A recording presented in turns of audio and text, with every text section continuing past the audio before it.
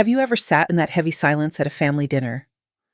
Here on Bonds and Stories, we retell those moments honest every day, sometimes controversial. Every story is a mirror. Subscribe, join the conversation, and maybe find a little healing. The invitation arrived in a pale gray envelope with my name pressed into the corner like a thumbprint. Clean, expensive, not a swirl out of place. The cardstock was thick enough to stand upright on my kitchen table without help.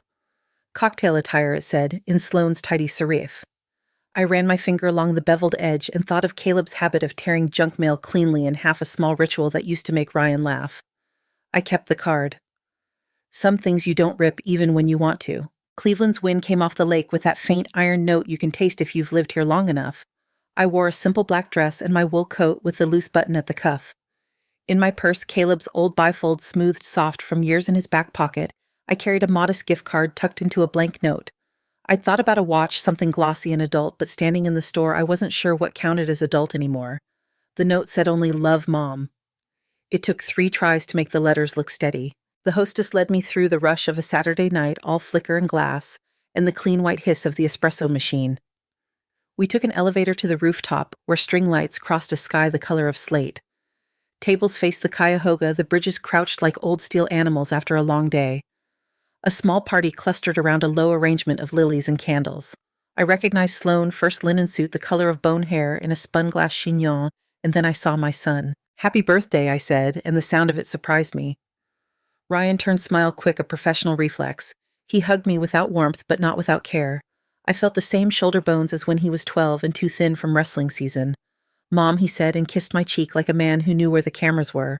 Evelyn, Sloane said, offering her cheek as if she were lending it. "You made it. You look so classic." The words slid across the table and took the empty chair beside me. A server set down flutes of something pale and cheerful. Sloane lifted hers before anyone else. "To Ryan," she said, "and to next quarter's promotion. It's not official, but it's inevitable." She winked at the senior partner across from her. "Don't make me a liar." They laughed. Someone mentioned Napa. Someone else mentioned Hilton Head. I said the chicken smelled wonderful. The server brought menus the size of hymnals. The wine list arrived as its own small book. Sloane flipped straight to the back as if the front were only a rumor. "Oh, we should do the cab from Rutherford," she said, tapping the page with a nail the color of seashells. Then she turned that considerate brightness on me. "Unless we want something friendlier to everyone's budget tonight." I smiled. "Order what you enjoy." "Ryan," she sang, "your mom's a sport." He didn't look up. He was scrolling. The partner at his elbow told a story about a judge who wore cowboy boots under the robe. The table swelled around the punchline while the city held its breath beneath us. When the wine came, it moved like velvet. Sloane sipped and then pressed her lips together with approval meant to be seen. "That's the one." Dinner unspooled the way good restaurants choreograph plates arranged like stage sets. Candles refilled, bread whisked away the second it looked lonely. Conversation gathered itself around campaigns' mentorship programs, the comedy of interns who don't yet know what they don't know.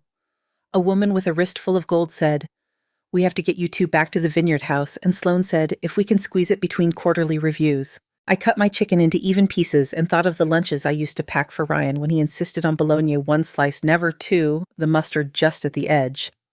I remembered scraping together money for his debate camp by shelving books after hours at the branch on Ridge. It wasn't sentiment, it was inventory. Numbers and hours and the math of a life. "Mom," Ryan said then, and the word came out like a tap on a glass. He set his phone face down and leaned an inch closer. His voice went soft, the kind men use for bad news they've decided is good sense. "We need to talk about the lease." "The lease? You can't keep doing this, playing dignified on rent and expecting us to pick up the slack whenever things get tight," he said. "We can't carry you forever." The table didn't fall silent. It only seemed to. I heard the little weather of cutlery, the river's tireless drag around the bend, a burst of laughter from the couple by the heat lamp. Sloane tilted toward me, sympathetic a hand not quite reaching mine. "We're just thinking long-term," she said. "Multi-generational strategies are so healthy when everyone is honest about needs." Honest, I thought. The word can do a lot of work when you ask it to push someone else's load. "I didn't know you were carrying me," I said. My voice sounded like it had been ironed. The partner lifted his water to his mouth and pretended not to listen. "It's not about shame," Sloane said quickly. "It's about efficiency. If we consolidate, we can get you out of that place in old Brooklyn and into something that what I asked?" Ryan's jaw tightened in a way that used to mean he was about to lose a chess game. "Into something that makes sense," he said. "You don't have to pretend everything is fine." I looked at him, at the handsome face the firm used on its website, at the new suit, at the watch I'd thought about buying and hadn't. A small trick my mind has learned put him next to the boy in the faded hoodie who fell asleep in the back seat after a away match, knees dirty, hair damp with effort. Hold both at once. See if they fit. Some nights they do. Tonight they didn't. The server brought a cake with a gold 3 and 8 that burned like a tiny emergency.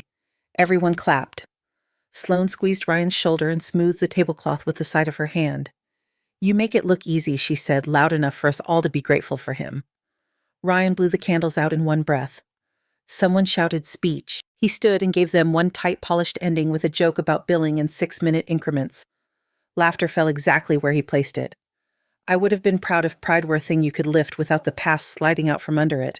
When the dessert plates were cleared, I set my note by his water glass. For you, I said. You shouldn't have, he said, not unkindly, not meaning the words. The bill arrived in its small black folio. Sloane took it with a flourish and then handed it to the partner like a card trick. We'll fight you for it, she joked. He pretended to resist and then didn't. I placed money for the valet between the pages of the menu and felt good about paying for the part that was mine.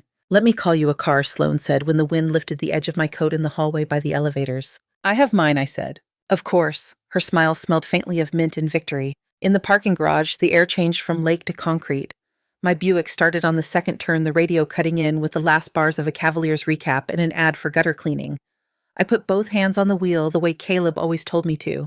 In the rear view, the rooftop lights looked like a second sky you could drive up into if you wanted it badly enough. I sat there until the cold found my knees through the coat. Then I backed out slow and followed the signage down and around the ramps curling me toward the street. On West 25th, a couple in matching scarves crossed against the light laughing. I waited for them. The stoplight blinked from red to green to yellow, and I watched each color have its say. When did my boy learn to talk like a bill collector? The question rose and settled, rose again, as steady as the turn signal ticking me home. The turn signal carried me home like a metronome. Old Brooklyn was quiet the way neighborhoods get quiet after a long, cold snap salt dust on the curb. Porch lights gone low, the rattle of a bus, 2 streets over, shouldering through gears. I parked by the cracked maple in front of my building and let the engine tick down. The stairwell smelled faintly of detergent and last year's paint. In my apartment, I left the coat on the back of a chair and stood with both hands on the counter until the hum of the refrigerator steadied me. Sleep arrived by the handful, not the armful. When morning finally pried open the blinds, the room was the color of dishwater. I made coffee the way I like it, black and mean, and tuned the radio to the weather lake effect, backing off by afternoon small craft advisory through Sunday. My kitchen table is too small for ceremony, but I cleared it like an altar and set down the key I keep on a length of blue ribbon. The file cabinet sits under the window, a low metal thing with a stubborn bottom drawer. Caleb bought it used from a closing insurance office. He'd sanded the edges so I wouldn't catch my hand. The key turned as if it had been waiting. The drawer stuck and then released with a sigh. I pulled folders until the stacks made a new skyline on the table, retirement brokerage insurance deeds. A rubber band had melted itself into letters. I eased it free with a butter knife. That envelope held 3 pages in Caleb's square patient hand blue ink that hadn't faded much. I read the first line and had to put the paper flat and smooth it with both palms. Eve, if you're reading this without me in the room, we're doing the hard part we never wanted to do. Here is what we built. Don't apologize for it. Don't ask permission to breathe. I read it twice, the second time slower. He had listed things the way he used to list bolts and gaskets, exact unshowy the term life payout. We took in 20-year pieces because we're not people who plan on dying early. The contributions we made whenever a contract came through, the little basket of tech he couldn't resist in '98 because a kid at the shop wouldn't stop talking about an online bookstore and a company that shipped computer parts faster than cents.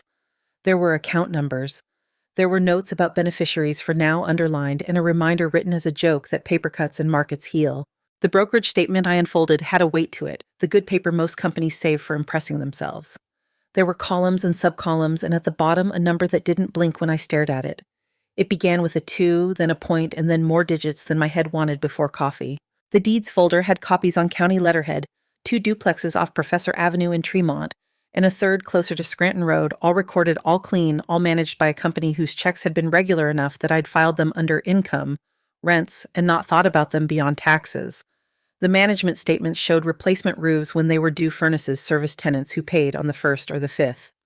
Every page said in its way, "We are standing."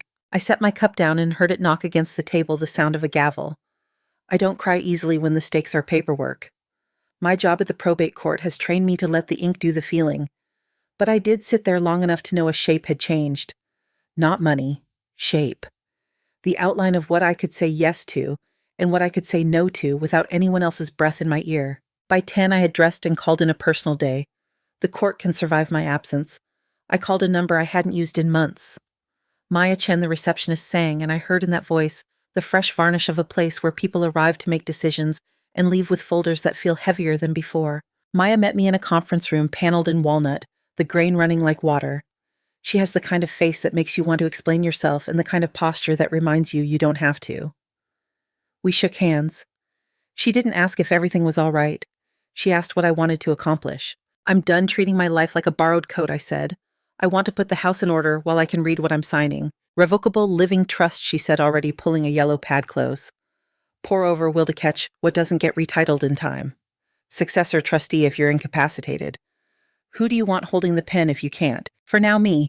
If I can't, a corporate trustee.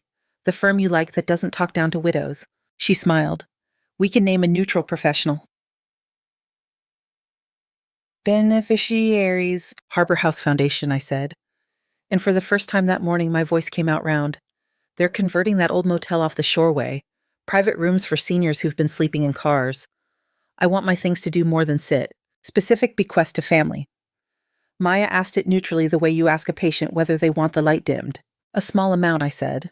Enough to say I remembered, not enough to pay anyone's pride. She wrote nominal bequest in Terror M clause. Then she looked up.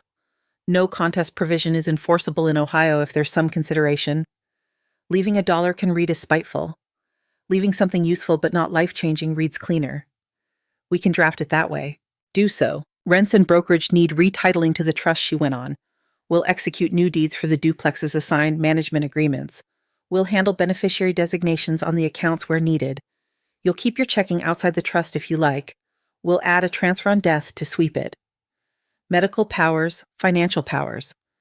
HIPAA releases, and she paused. Do you need a letter of wishes? I do. I looked at the window where the terminal tower made its cameo in the glass. I want privacy. No public fights about what was never owed, and I want a clear boundary around my home. We can draft a trespass notice to keep on file with the precinct and attach a copy to the letter, she said. It's not dramatic, it's practical.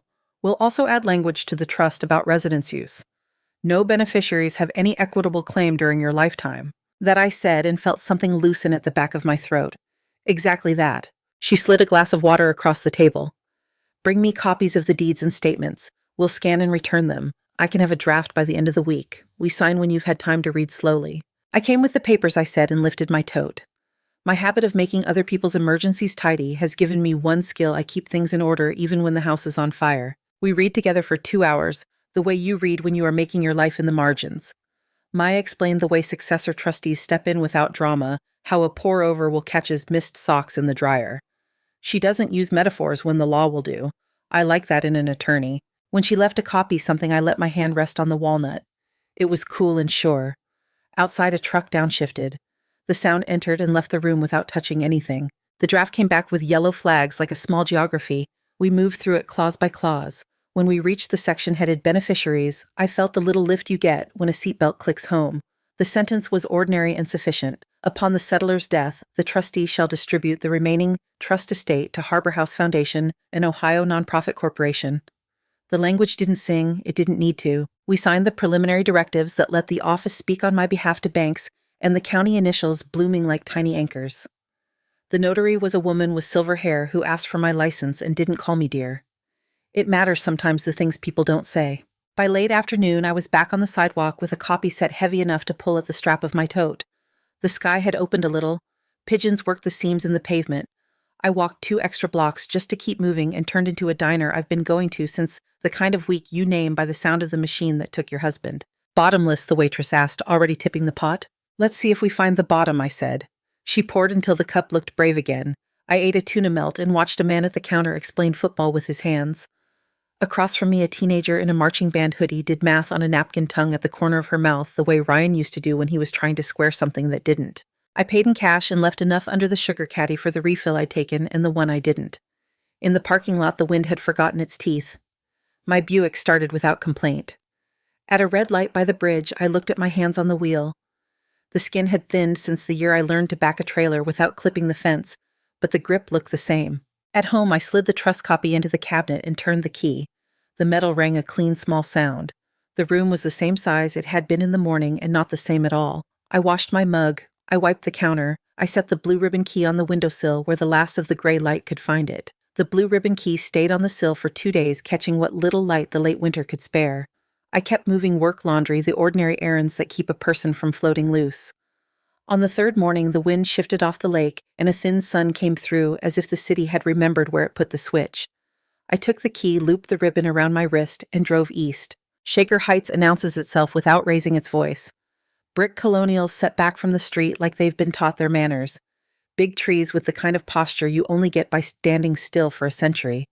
Sidewalks wide enough for a stroller and a dog, and 2 neighbors with time. A realtor's sign leaned into a snowbank at the corner of Hawthorne and Coventry, the arrow pointing toward a block that looked like a row of book spines, each house similar in outline but different in the small ways that matter. Number 412 had a front porch with square columns and a slate stoop rubbed smooth where feet choose the same path. The door was deep green with a brass knocker shaped like a lion that had lost its roar to polite living. Inside, the air held the cold echo of an empty house. Floors of narrow oak planks ran like quiet lines from foyer to parlor. A staircase rose to the left with a banister that fit the palm like a well-made tool. Someone had set a vase of grocery store tulips on a radiator cover in an attempt at cheer. They were trying too hard, and I forgave them. Ms. Drake, the realtor, appeared from the dining room. She had a wool coat that meant business and boots made for more than impressions. "I'm Nora." "Evelyn," I said. We shook hands. Hers was warm in the way that comes from being outside, not from performing friendliness. She walked me through without the usual patter. The kitchen was not new enough to brag and not old enough to pretend it was charming. I touched the enamel sink and felt the grit of history under the spray paint. Off the kitchen, a short hall led to a room with low built-ins and a window that looked out over a yard 2 lots wide. "A library," Nora said, and then, in case I had no use for library as a concept or a den, "Library," I said. The word had its own weight. Upstairs, 4 bedrooms proper, plus 2 rooms under the eaves where children could have secrets or adults could store regrets. The bathrooms were few and honest. The attic was unfinished but tidy, the kind of space that keeps treasures from becoming burdens. In the basement, fieldstone walls wore their damp like a hard-earned coat. The furnace stared at us with the blunt responsibility of a work animal. The panel had been updated in the last 5 years.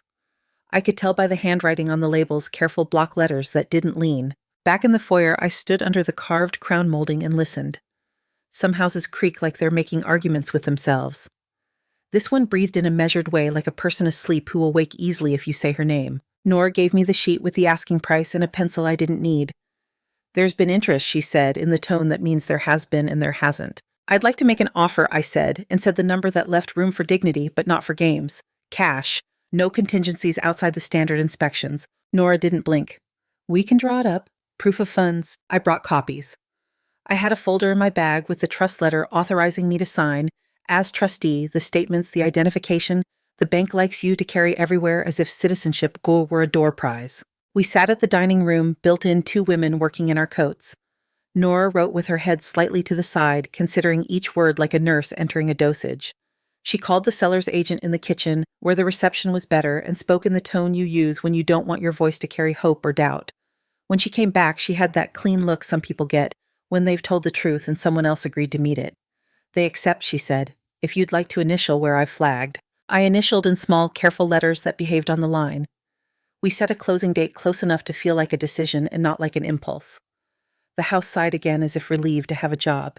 On the way home, I stopped at a strip center salon. I didn't know the kind with a bowl of hard candy by the register and a sign taped to the mirror asking you to silence your phone. A woman with a tattoo of a pine cone on her wrist washed my hair like she was checking a sparrow for injuries. "What are we doing today?" she asked. "Short," I said without hedging with pictures. "Not severe. Something my head can carry without help." We found it in the mirror together, a soft pixie that showed my face without asking for apology. She blew it dry with her hand and laughed when I reached up and met my skull again with my fingers. "There you are," she said, and when I paid, she pressed 2 peppermints into my palm as if I might need them for courage. I bought a pair of used leather boots from the thrift store next door, broken in along the bend where a foot agrees with a road, and a black wool sweater that had a tiny repair at the shoulder, the kind of mend that says someone cared enough to close the small wound. Back in the Buick, I caught my reflection in the window and didn't look away. The closing was quick because money can make it so. The title officer had a habit of squaring each stack of paper on the table before sliding it forward. We signed and we signed and we signed, and each signature landed like a small stake in ground that had decided to hold. When they handed me the keys, they were on a ring with a plastic tag printed with a number that would mean nothing by Monday. I put them in my pocket like a normal set of keys and walked out into a cold, bright noon that smelled faintly of thaw. I moved the necessary things first. Not the couch, not the bed. Books, mugs, the framed photo of Caleb holding a greasy paper bag of powdered donuts, looking surprised someone thought to capture him laughing with his mouth full. The lion knocker met my hand like a formal handshake the second time. Inside the house was still empty enough to echo, but not empty as before. I set my books along the lower shelves in the library, one short row at a time, their spines like small flags, the same titles I've always owned now saying something different under this particular light. A knock at the back door made the glass rattle in the sash. When I opened it, a woman stood on the steps, her scarf thrown over her shoulder in a way that said this was not her first northern winter. "I'm Mrs. Alvarez," she said. "I live just over your fence." "We share the alley where the snowplow never remembers us." "Evelyn," I said and held out my hand. She didn't take it. She pointed to the kitchen. "You will need better weather stripping," she said, "and a nightlight for the back stairs. Also, you missed garbage day by an hour, but they will take it if you drag the can to the corner before the mail comes." "Welcome. Would you like tea?" I asked. "Do you have cinnamon?" she asked back. We drank cinnamon tea in the library without furniture and looked at the yard. "My grandson lives with me," she said. "Diego. He builds cars from scrap. Not real cars," she added in case I refused to believe. "Robots. Little ones. They fight in the church basement on Saturdays." "Does he need parts?" I asked. "Doesn't every boy think he needs more than he already has?" she said, and then smiled.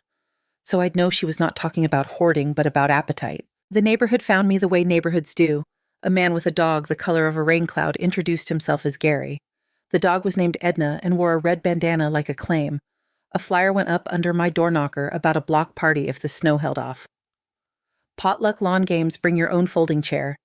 I baked a pie that didn't apologize for being heavy and carried it 2 doors down.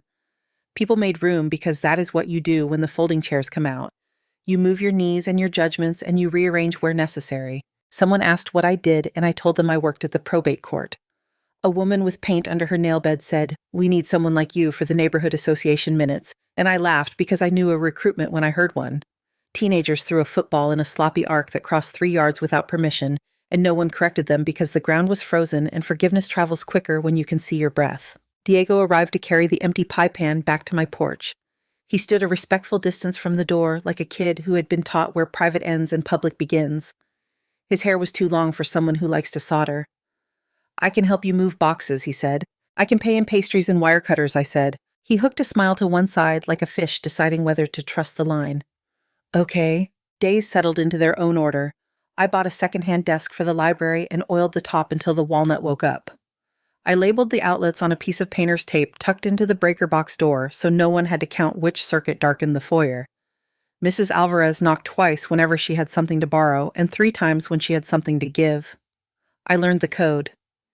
Diego showed me a robot that could follow a strip of black electrical tape across the kitchen floor like a pilgrim following a road. He named it Fern for reasons he refused to explain. A rumor is a creature that eats what it's fed. I hadn't told anyone downtown about the house, but Sloane works in an industry where information is a kind of currency, and her purse has never been light. On a Sunday afternoon, I was setting a lamp on the library floor to see how the room took to soft light when the doorbell rang with that old-fashioned insistence that belongs to a time when people expected to be home. Ryan stood on the porch with a bouquet wrapped in paper that said he had stopped somewhere that charged him for sentiment. Sloane stood half a step back, her coat open, her smile already editing the scene. "Mom," he said. "We were in the neighborhood." "I imagine you were," I said and stepped aside. They came through the foyer with the look of people entering a place they think they'll see again soon. Sloane's eyes went straight to the staircase, then to the crown molding, then to the floors. She touched the banister with the back of her hand the way people test soup. "It's lovely," she said in a tone that included both surprise and approval. Ryan handed me the flowers and set his palm on the newel post like a politician learning a name. "This is great, Mom," he said. "How did you—" "House hunting," I said, "and house finding." In Shaker, he said as if the neighborhood were an accomplishment anybody could fake. He walked through to the library where the lamp made a pool of light on the bare floor. This room could be something, he said. Media room, maybe. Or nursery, if... He stopped, but not because he wanted to. Sloane ran her fingers along the built-ins. "Open plan would make it breathe," she said. If we took out this wall, she rapped the plaster with a knuckle. We could bring the kitchen through. Multi-gen living is so efficient when you don't cling to formal rooms. I like doors, I said. She smiled as if I had made a quaint joke. We'll get you used to flow. They walked the first floor as if conducting an appraisal for a bank that reported to them. Ryan measured with his eyes, practicing the kind of math that places a crib or a Peloton or a sense of rightful inheritance. In the kitchen, he opened the pantry and shut it, then opened it again the way a person repeats a question because they don't care for the first answer. There's good bone here, he said. Plenty, I said. Sloane tapped a note into her phone with the gravity of a surgeon scheduling a procedure. We can line up painters. We know a contractor who specializes in removing unhelpful walls. She turned back bright with usefulness. It'll be a relief to have you somewhere that functions. The bouquet crinkled in my hands, the paper giving way like an opinion rephrased. I function, I said. The house does too. They smiled the way people smile when they think a thing can be solved with time and pressure. We stood in the library long enough for the light to creep from winter white toward the gray that respects lamps. Ryan cleared his throat. We should talk logistics, he said. If we consolidate, we could... Ryan, I said, and laid the flowers on the radiator cover because they were heavy. I'm not consolidating. Silence is a quality, not an absence. This one had shape. Sloane's mouth thinned the way it does when a jury doesn't love her client. Ryan's jaw worked once and then held. I watched his eyes move from the built-ins to the lamp to the books on the lower shelves. He recognized titles. He had carried some of them up 3 flights of stairs when we lived on West 38th and the elevator was out again. He breathed in and something in his chest let out a small sound that didn't make it to the air. I walked them to the door because I was raised to return people to thresholds. On the porch, Sloane squeezed my arm with 2 fingers. We should get you proper lighting, she said. These old houses can be tricky. I have a lamp, I said. Ryan kissed my cheek as if the gesture had been sent ahead and needed only a signature. Call me, he said. We'll figure it out. I'm sure you will, I said, and closed the door gently so the lion knocker wouldn't clap against the wood. Back in the library, the room took them back without friction. I set the bouquet in the sink and filled a vase I found in a high cupboard. It had a chip the size of a thumbnail. I turned that side toward the wall. Then I sat on the floor beside the lamp and opened my laptop. The ribbon key lay on the desk where I'd left it, patient as ever. I wrote to Maya. Subject residence clarification language. Maya. New address as discussed. 412 Hawthorne Street, Shaker Heights. Please add a clean clause specifying this residence is the settler's personal use only. No beneficiary or relative has any equitable interest or occupancy claim during my lifetime. Attach a letter for the district precinct requesting on-file trespass notice if needed. Also draft a simple 1-page letter of wishes asking for privacy regarding the property. I'll sign whatever you send. E. I read it once and sent it without waiting for the part of the brain that likes to soften edges. Outside, the streetlights clicked on in a ripple down the block. Somewhere 2 houses over, a radio found an old song and played it like it had been waiting. I stood, turned off the lamp to see what the dark wanted, and then turned it back on, because the room looked better when I could admire it for what it was doing without being asked. By morning, the sky had pulled low over Hawthorne Street. Rain found the gutters and practiced a steady hand. I signed the documents Maya sent through her secure portal residence clause, in plain language letter of wishes on 1 page, authorizations for the precinct. Sign initial date. The cursor blinked like a small patient metronome. When the confirmations came back, I printed a copy for the file cabinet and another for the desk drawer in the library. Paper, then pixels, belts, and suspenders. At noon, the neighborhood smelled like wet bark and coppery air. Mrs. Alvarez tapped twice and held out a loaf wrapped in a dish towel. It rose, she said, pleased with the yeast and with herself. Eat while it remembers it is warm. I cut 2 slices and handed one back on a plate. We ate standing up in the kitchen, the house listening with us. When she left, I washed the knife and set it blade down in the rack like a promise to put things away sharp. The knock this time did not ask permission. Tires had gritted the gravel in the alley. The bell rang before the engine cut. I opened the door to Sloane's smile, already braced for winning. Ryan stood a half step behind with a leather folio and the expression he wears when a judge is late to the bench. Mom, he said, do you have a minute to plan? Planning tends to take longer than a minute, I said, and let them in because thresholds work both ways. We convened in the library. Rain played the window like someone testing scales. Sloane set a binder on the floor, glossy tabs, title page, multi-generational living space and budget overview. She did not sit. She circled the room, fingers tapping the built-ins, gaze flipping through possibilities like index cards. Here's how we see it, she said. We removed this non-load-bearing wall she wrapped the plaster with belief to open sight lines from kitchen to library. Refinish floors in a natural matte. Paint in a warm neutral so it photographs so it feels cohesive. She corrected herself without losing pace. You keep the front parlor as your sitting room. We take the library as a family room. Nursery upstairs in the south bedroom, perfect light, great crib wall. She clicked the binder open with a small victory. Budget's in 3 tiers.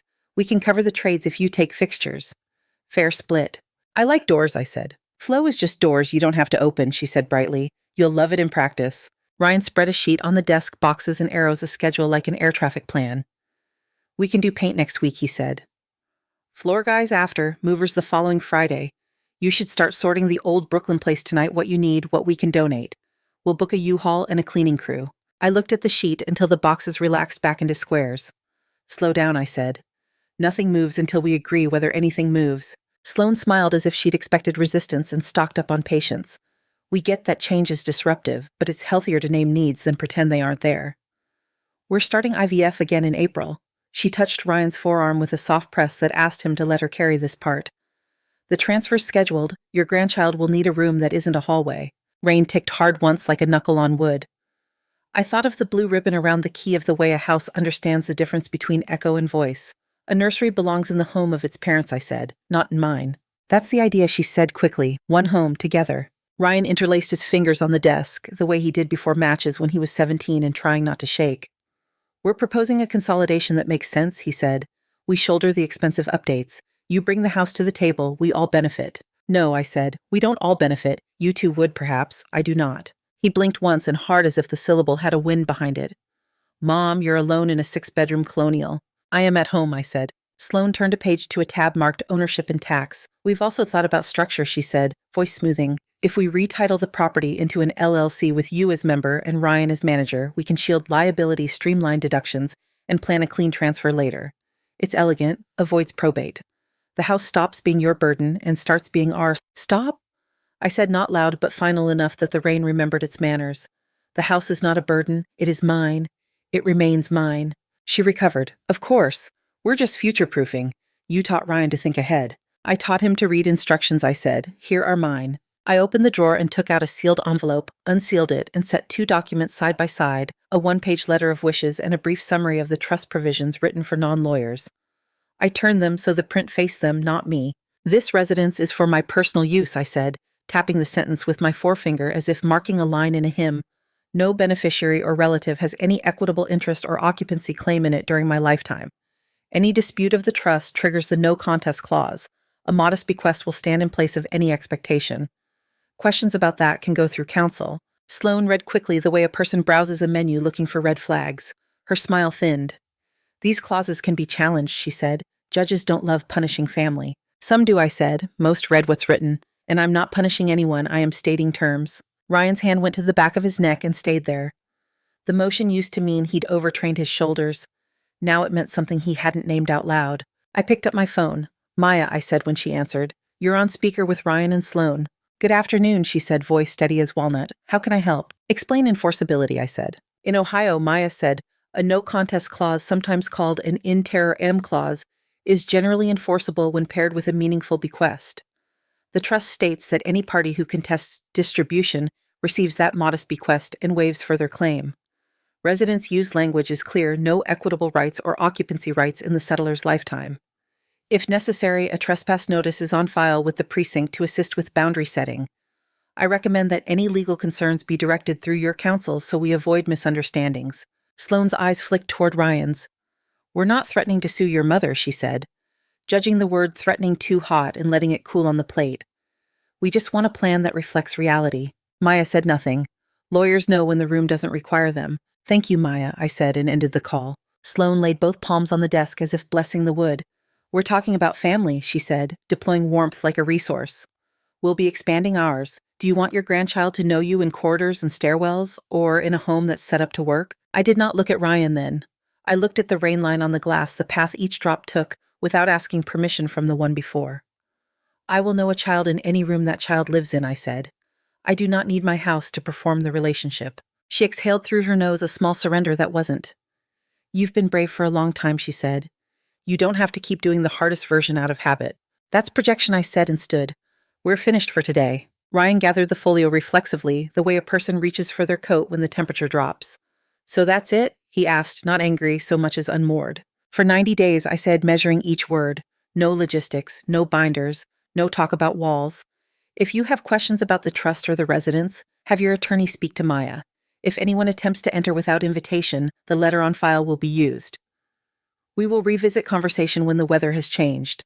Sloane laughed without humor. You can't put a cooling-off period on your son. I can put one on my home, I said, and I have. We walked to the foyer. The lion knocker watched with his polite blankness.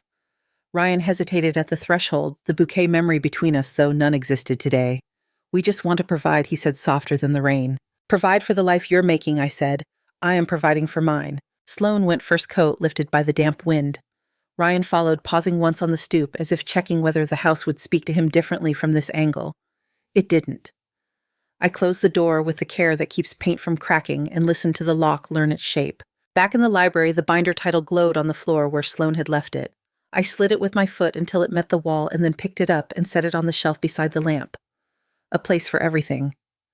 The rain slowed as if the sky had remembered a better task. Somewhere in the alley, Edna barked once, then twice, and stopped when Gary said her name.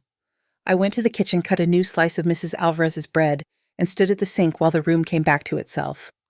The house breathed. I breathed with it.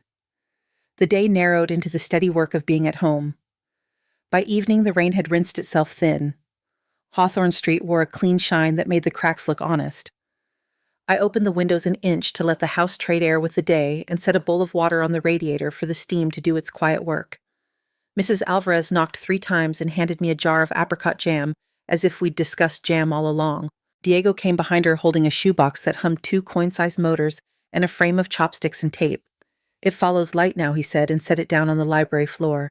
The robot nosed toward the lamp, certain and trembling like a small animal warming to a hand. Work found its rhythm. At Harbor House, the hallway smelled of fresh primer and coffee you pour with your shoulder. I signed for delivery of grab bars and a shower chair, and spent an hour with a volunteer who taught me the trick of finding studs through plaster without scarring the wall. A man with a new room asked if he could leave his boots outside his door because they carried more road than he wanted in the bed. Yes, I said, and the word came out like permission in both directions. At home, I unpacked another box of books and wrote my name on the inside covers in a hand that didn't apologize for taking up the line. I made small paper pockets, glue thin and neat, and slid cards in with a pencil stub. Neighbors wandered in on the pretense of returning plates and stood in the library puzzled by how much space a well-placed lamp gives. Borrow whatever you like, I said. Write it down on the card. Bring it back when you're ready. Gary took a mystery novel. Edna took a nap under the desk. 3 months moved the way months do when you fill them with tasks that stick. The roses along the fence began to think in buds. The maple in front shed its winter posture and remembered leaves. The blue ribbon key lived now in a bowl by the door, easy to reach. The door learned my pace and the pause I keep before turning the deadbolt. On a Sunday that smelled like wet soil and the first cut of grass, the bell sounded the old way again. I opened it to find Ryan on the porch, with his hands in his pockets and nothing rehearsed about his face. No folio, no binder. Sloane wasn't with him. He looked at the lion knocker and then at me, asking in the quietest way a person can ask. Come in, I said. We sat in the sunroom where the light makes honest work of dust. He took the chair that creaks and let it creak. I poured water into 2 glasses because some conversations do better with a prop. I waited the 90 days, he said, not as a report, more as a measure. I read the trust. I had someone at the firm explain what I didn't. I was wrong about a lot of things I said like they were facts. I let the glass sweat in my hand. Go on. I called you a cost, he said. I sounded like a man who sends final notices. I don't want to be that in this house or any house. He looked past me to the yard where the maple was trying out its green. I'm not here about money. The words left him and stayed put. I'm here because I would like to be your son without a ledger. The room held still for him. Somewhere in the kitchen, the refrigerator clicked into its next task and then quieted. I set my glass down and the ring it left on the coaster was clean and round. The trust stands, I said. Harbor House is the beneficiary. The residence clause holds. I won't reopen those pages. I know, he said. I'm not asking. What I can offer, I said, is a chair at my table when you come with empty hands. No binders, no plans for my walls, no numbers dressed up as care. Dinner if we're hungry at the same time. Help if we say the word help out loud. He nodded once, not eager, not wounded, just taking the instruction like a clear road sign. I can do that. Good, I said. Stay for tea. He did. We drank it in the kitchen, the 2 of us leaning on the counter the way people do when they forget to perform.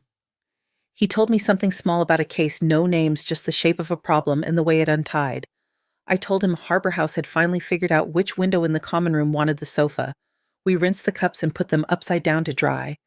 And when he left, he touched the doorframe with his fingertips, as if to remind himself this was a real place and not an argument. The evening settled without ceremony. Diego came by with a broken gear and left with a sandwich and the gear unbroken. Mrs. Alvarez called through the fence to ask whether the neighborhood association preferred Saturday or Sunday for the cleanup. I said yes to both, and she laughed. At the library desk, I opened a pad of labels and wrote in neat block letters, a Hawthorne Library. The first one went on the spine of a book that had lived in 5 apartments with me and had not once asked where the furniture was. When the streetlights lifted their small moons, I put the house to rights. The lamp off the window eased down the key in its bowl. The rooms breathed in a way I could feel under my ribs.